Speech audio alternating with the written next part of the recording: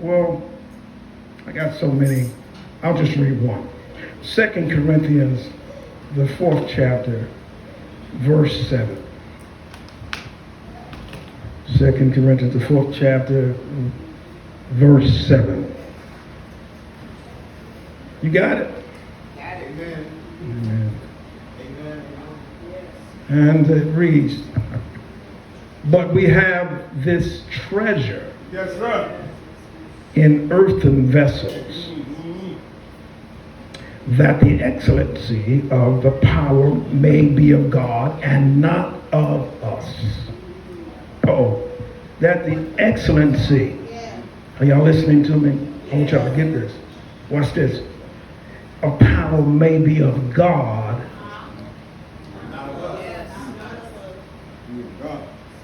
for which cause we faint not, but thou, our outward man, perish. But watch this. The inward man is renewed day by day. I agree. Now, I might need to read this part right here for somebody who's experiencing some outward terror. It says, for our light afflictions, that's down, further down around the 16, 18 verse, for which is but for a moment, worketh for us for far more exceeding and eternal weight of glory. That means your affliction can't outweigh the glory that God has and will loose on you after you hear this message today. Are you hearing me? While we look not at the things which are seen, don't look at what you see. Don't look at what you, tell somebody, don't look at what you see. Don't look at what you see. You know, it might be crazy, but don't look at it like what you see. But at the things which are not seen. In other words, God is working out some things in the dark for you. Oh my God. That you cannot comprehend with your eyes. As a matter of fact, your eye have not seen, nor has your ear heard the things that God is working for you. Y'all understand what I'm saying? For the things which are seen are just temporary. God has already put time and place. The reason you don't have to worry about your trouble, somebody said just outlast your trouble. Because time itself will go beyond the trouble that you're in. In other words, what you're going through right now, you're going to look back on it and laugh. As a matter of fact, go back to that raggedy house and tell her, I'm laughing at you because you're really my past. I see myself in the future and I sure look better than I look right now.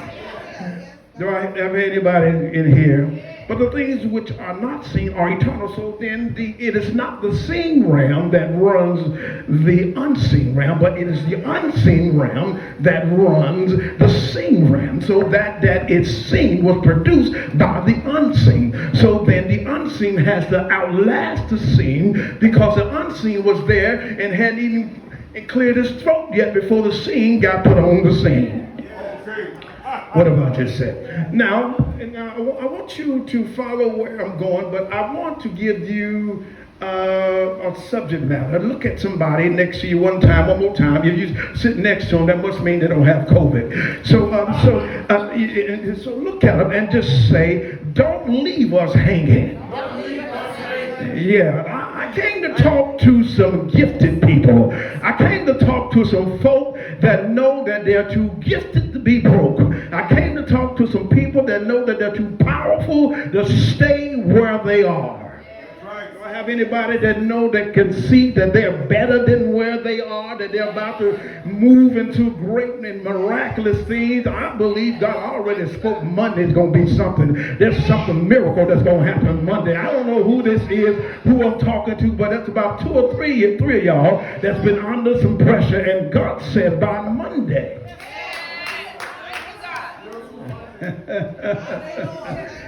I like what today's date. This is today's date is the 8-8.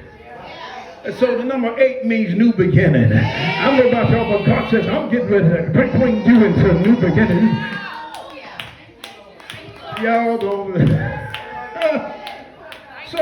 I went to the Word, and one more scripture here. Can I get the scripture to y'all? Come on. And now this is a good scripture. I want you to read this because I want you to understand that there is room for you.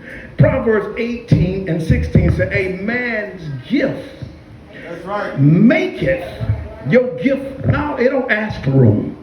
It don't just say, can you please? It said, get out of my way. It makes room for you.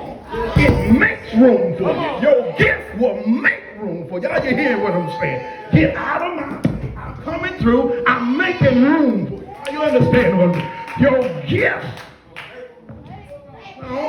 No, some of us got bad character. Your character will keep you from will kick you out of where your gift can take you. So in other words, you can become an NFL player, but you feel drunk and an alcoholic and a hoe. You be screwing around drinking, and you're going to get yourself out of where your gift got you. I like the term hoe, but don't worry about it. You act like a garden tool. You use yourself every chance. Anyway, so your gift will make room for you and bring him before great men. Oh my God. In other words, you're going to be great because of what's in you. God made you a gift. You are a gift to the world. You are a gift that was given. Don't let nobody tell you that you're not a gift. I heard one preacher saying, if you will be the fool you, people couldn't take you. Some of y'all are trying to be the little dummy down version, but go ahead and be who you are. They're not going to like you anyway. Go ahead and go on, tell them, baby. They will leave it anyhow. Go ahead and be who you are, because God has called you and he has anointed you and appointed you for this hour. I'm hollering too much. Some of you are overwhelmed. And what has happened to you, you are gifted, but you feel like you're not gifted because you're being smothered by life. You're being smothered by circumstance. But Paul says that a good soldier does not become entangled with the affairs of the world. And he keeps on doing what he has to do irrespective of what's happening to him. As a matter of fact, if you go back to Corinthians, it talks about you being perplexed and talks about you being destroyed and torn down, but he said, but you're still getting up in so many words. And what it's talking about is that gift that's inside of you that's so powerful, it does not matter. You could be laying flat on your sick bed. The gift is still running in your body. Oh, y'all not hearing me? Do I have any gifted people in here? Do I have any folk that feel like they've been counted out? Do I have any people that's been feeling overwhelmed by what's been going on with you? You feel like that your gift ain't working for you. That is a trick of the enemy to smother out the gift that's in you. I'm not going to go against you being employed. You need to be employed. But your real work starts when you leave work.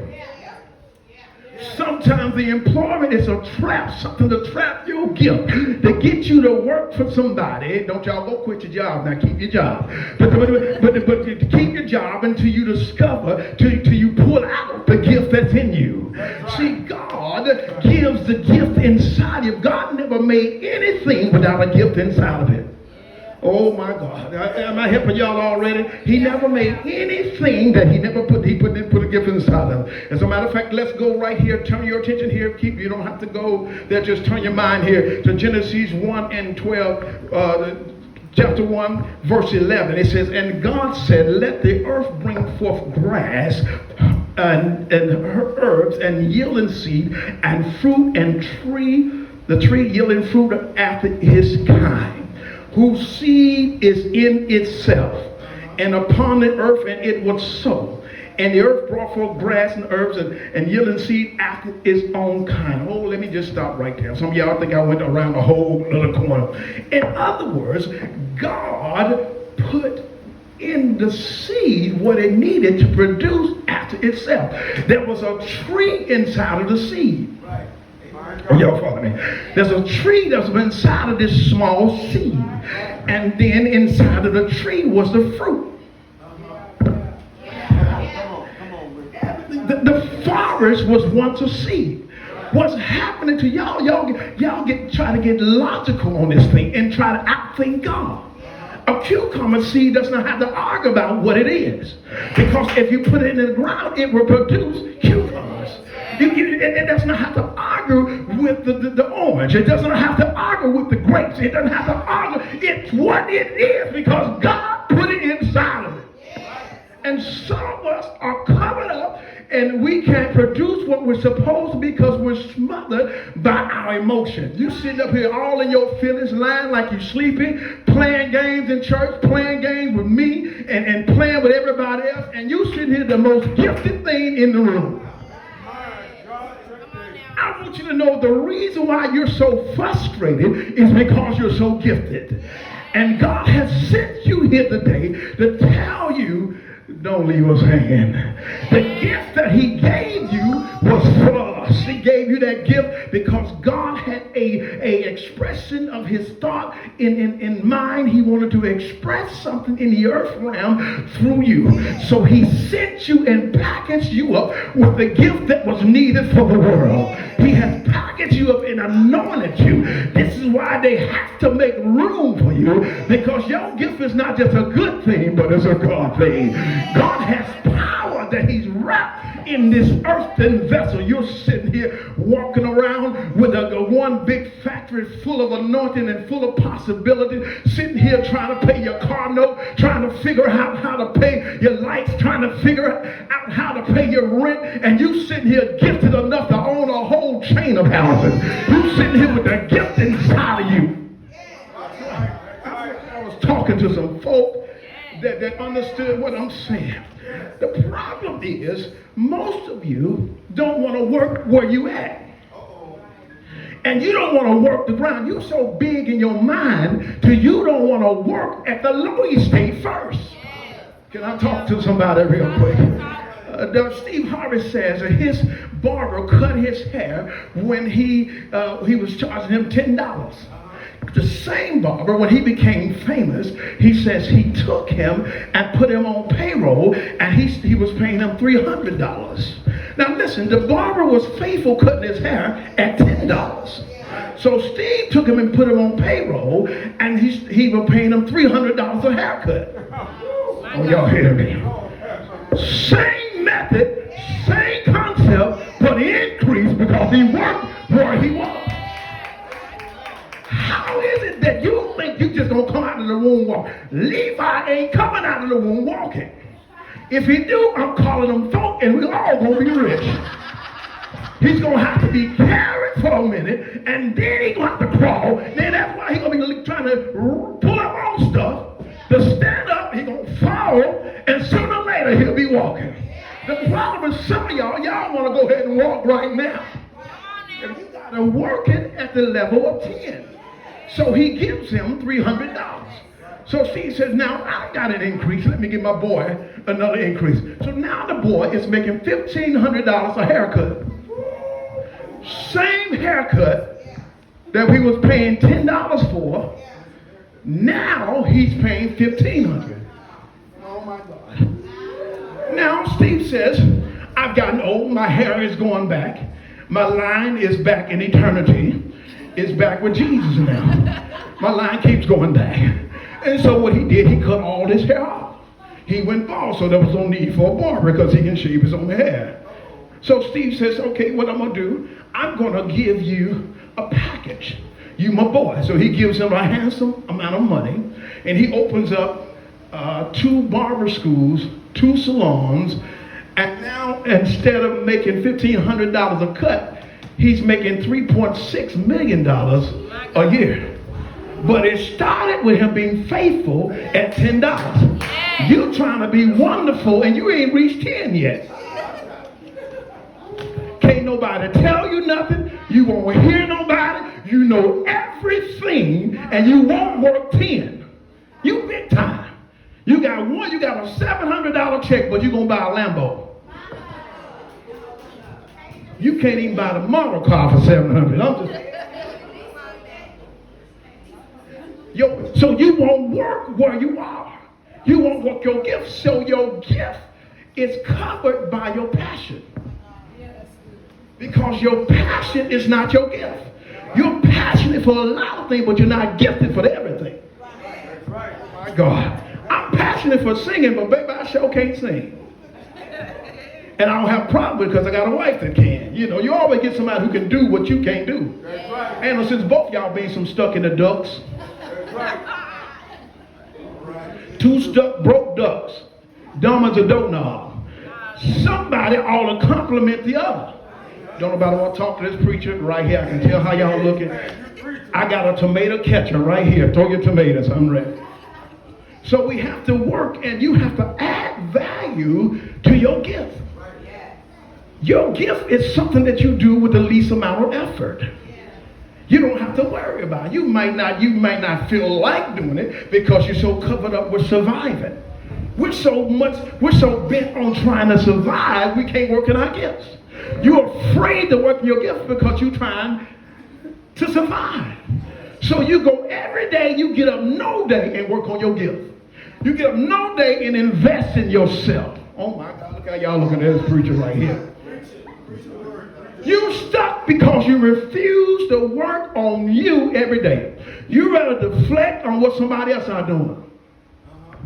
You sitting here playing the comparison game to my, well, Lord, you got me in that little building on Marcus. What about that LBG church? It look better than my church. And they ain't even serve you. They serving something else. I'm just talking. I ain't talking about nobody. I'm trying to share what's happening. So our mind goes in. And so then you leave us hanging because you won't invest in you.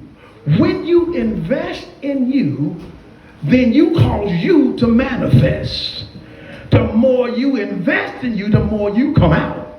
Y'all hear what I'm saying? See, some of y'all, this is boring to you because you don't want to be no better. And I'm not going to beg you to be any better. I'm going to leave you right in the dirt.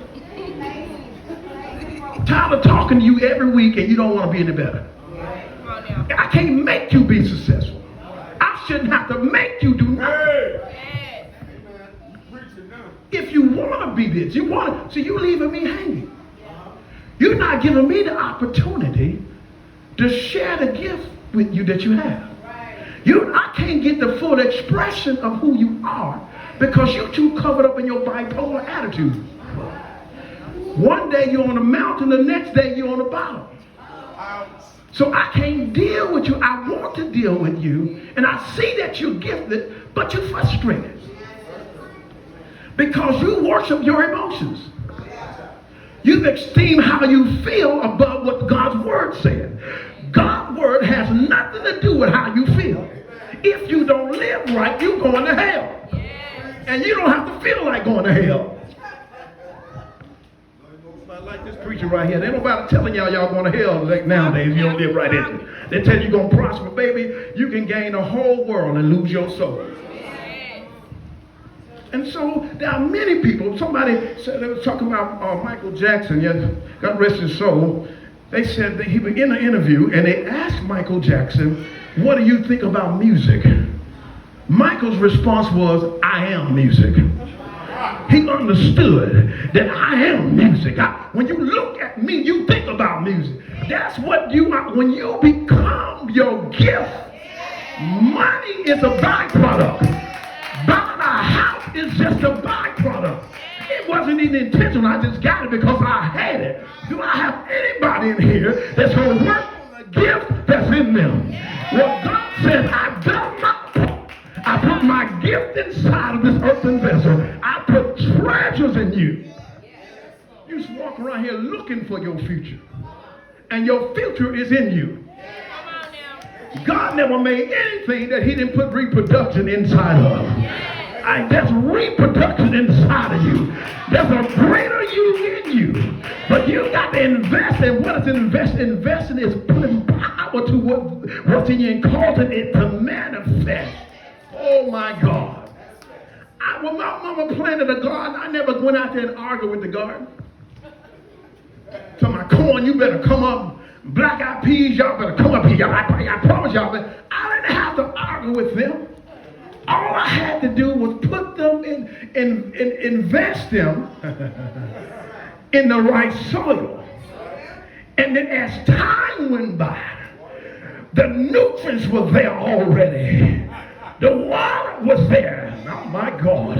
The oxygen was there. As a matter of fact, God made the sun so the sun can give the trees what they need, and then the trees give off the oxygen. God has already put in the earth what you need to pull out what's in you. I didn't have to argue about it. I just let it do what it do. Anybody here ready to let what's in you do what it do? You sit here and die before you share your gift with the world. Don't you sit here and mumble and grumble and complain about what you don't have before you allow what's in you to come forth. I dare you look at somebody and say, come on here, come on here. Come on out of that stuff. Leaving me hanging. Here you are wrapped up and gifted with an assignment inside of you. Oh, nobody knew that the little boy that was on the water was the deliverer for Israel. They just looked at him as a little boy that they saved, kept him from getting his head cut off, but they put him on the river, the boy called Moses. They put him on the river, and what was in him was the Red Sea parted. What was in him was manna from heaven. What was in him was the Ten Commandments. You sit here with folk in your house. That's why you don't talk crazy and cuss your children out. You sit here with anointed folk that's in your house with the power to shake things apart. My God.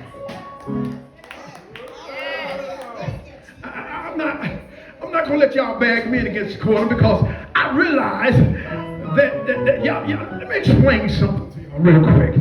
Let me just go down memory lane. Then I'm going to cut out, because some of y'all don't want to hear this no way, because you're going to go back and do the same thing. You're going to go back and numb yourself, so you won't hear the voices that keep telling you that you can do better. If we would just do what we know to do. Oh my God, y'all know we some of the worst people when it comes to doing what we're supposed to do.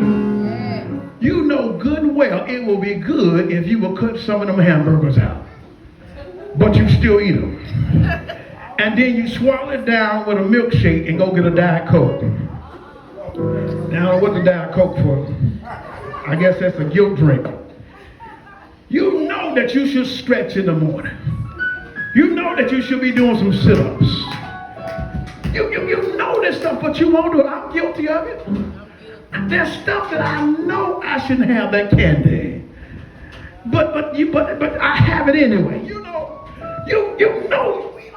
we are the worst at doing stuff that we know better.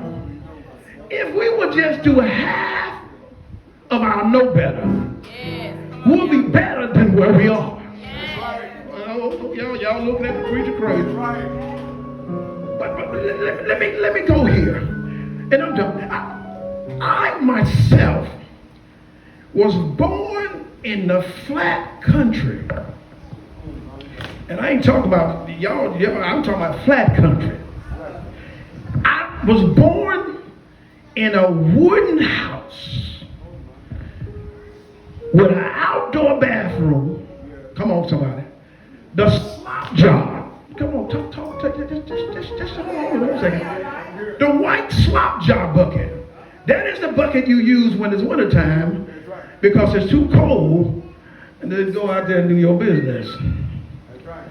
We had to put water in milk jugs. Go to the hydrant and fill the water up, and then fill the number 10 tub up to take a bath. But you had to warm some water on the stove first to make it hot. And if you ran out of soap, grandma was good enough to make lye soap. Some of y'all don't know what lye soap is.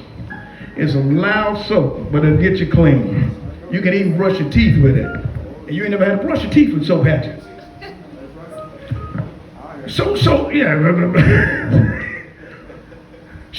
And then in the wintertime, the house was not insulated. So we had to put plastic on the windows. Y'all not talking to me. Had to put plastic on the windows to keep the house warm. Oh, y'all looking crazy.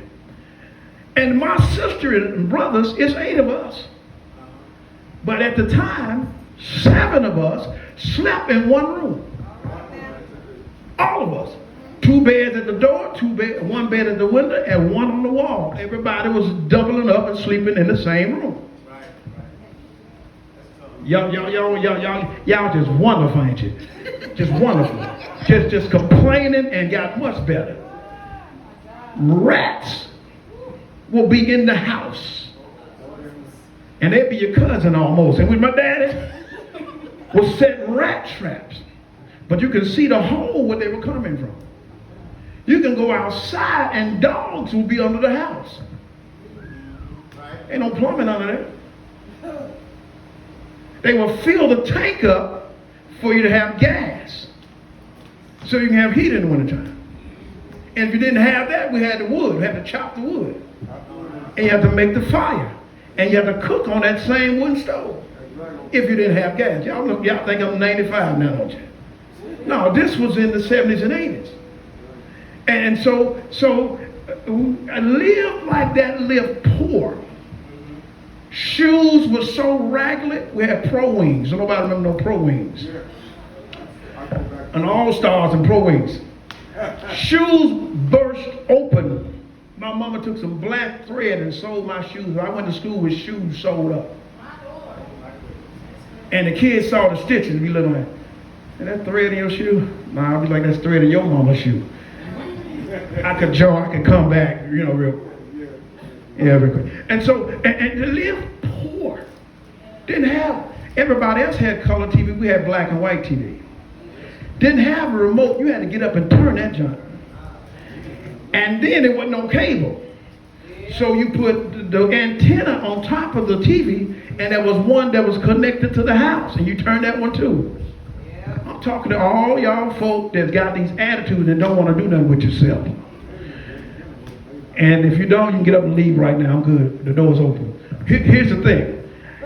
We went through all of that stuff. But at the same time, while I was a young boy, I was having prophetic dreams. There was nobody that never told me about prophecy. The lady next door passed away, was getting ready to pass away, and her husband came and stood in front of me because he was already passed away and told me, and it was letting me know he's coming to get his wife. Wow. Y'all not hearing me? And I didn't know what it was. I'm still in this situation. I never even shared that with nobody because it was just, I would always have dreams where I would see before things happen. Mm-hmm. And for some of y'all, I just have to start praying because I don't know if it's going to happen or not. But so I would always dream prophetically, even at that age. Here I am living in poverty, but what my flesh was experiencing had nothing to do with what God had placed in me. Y'all understand what I'm saying? This same boy that was living in this type of house is standing here in St. Louis right now preaching to you. Y'all not hearing what I'm saying. And so that's now I'm not worried about the hard times because I understand God will allow you to outlast the hard times. But what I'm telling you is, if you got a story better than mine, Pastor Buchanan probably does, but if you got a story better than mine that's worse than that, now I got some more. I got some hungry days I can tell you about. And it ain't nothing about being poor and being hungry and all you got is popcorn and you got to suck the husk for salt for flavor or eat raw potatoes because you ain't got nothing to eat. Y'all ain't never had it. And so with all of that, like that, I'm still sitting here wrapped with this coat of flesh with an anointing in me for the world. I want to let you know that you're sitting here with a gift that's inside of you to turn the world upside down. It does not matter where you are. It does not matter where you've been and where you come from. God says, I called you to the place of prominence. I called you to that place, and don't you dare leave me hanging. Look at your neighbor. Don't leave us hanging. Say, neighbor, you need to walk in your anointing. I got to take it to the story of Jesus. Here he is wrapped in the coat of flesh and everything he was coming against him. And even though everything was coming against him, they were trying to take him out, they couldn't stop Jesus. As a matter of fact, when Jesus wanted to make the water into a sidewalk, he turned into a sidewalk and walked across it. Whenever Jesus saw lack made plenty, somebody brought him some water, he turned it to wine. Somebody brought him a lunch and he fed 5,000. Somebody was sick and could not get well. But when they brought it to Jesus, even though he was in his flesh, he came out in his godness. He came out through his giftedness. And he said, be healed and get up from there.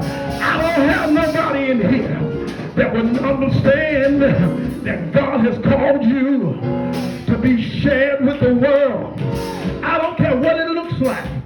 I don't care what you feel like. And I don't care how you feel about me. Because I'm gifted, you don't have to like me. And I don't have to like you. But I'm here to share the word with you. See, when you go to the dentist, you might not like the dentist. You might not like to go to the dentist, and you don't like him. But the dentist has the gift that you need to fix your raggedy grill. The dentist has the thing that you need to get you in place. If you were laying on an operating table and you said, and they told you that there's only one person that can operate on you, and he happens not to be Christian, or he does happen not to be a kingdom person, but he's a Muslim. And I don't agree with the Muslim, but the Muslim man may have the gift and may be the only one that can do that operation. What you gonna say? You gonna forget about his religion and forget about his movement, and you gonna say, let this Muslim man work on me. I came to tell you that it does not matter whether people like you or not. If you are gifted, your gift will make room for you. Tell that devil to shut up. You dealing with these demons that's trying to take your joy. You dealing with these demons that's trying to smother you out. Take the cover off face and say, I'm breathing. I'm breathing now. I'm breathing the gift that God put inside of me. Make your move. Reach for the stars. Move in your anointing. I'm too gifted to quit. I'm too gifted to give up.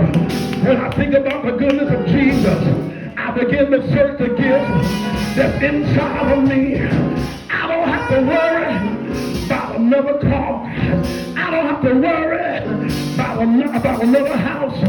I'm gifted enough that they'll ask me to drive. When I lived in Nashville, Tennessee, I worked at the dealership, and then they had some nice Tahoes with the peanut butter seats in the sunroof. They were real nice. Some of them were 60 and 70,000. Some of them would have been even higher. Depends on the bells and the whistles. But look at this. They will call the Tennessee Titans over, and they will give them a Tahoe for free and say to them, ride this Tahoe for me, because if you drive it, it's promotion to the dealership. I want you to know you've been begging for stuff. You've been asking for stuff. But stuff is about to start begging for you, because you're gifted. It's going to beg for you. And when you touch it, it adds value to it. Why do you think they put face of athletes on the face of Nike? Because when they add gift to it, it sells. I don't know about you, but I feel real gifted right now. And if you ain't having no trouble, you ain't that gifted. But for the few of us that's going through purity hell, you know that you're gifted. I dare you to give God the glory. Anyway, open your mouth and praise the Lord, because you are gifted.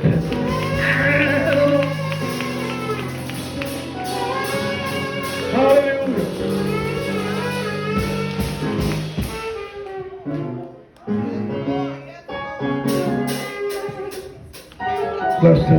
rest it on your feet if you will.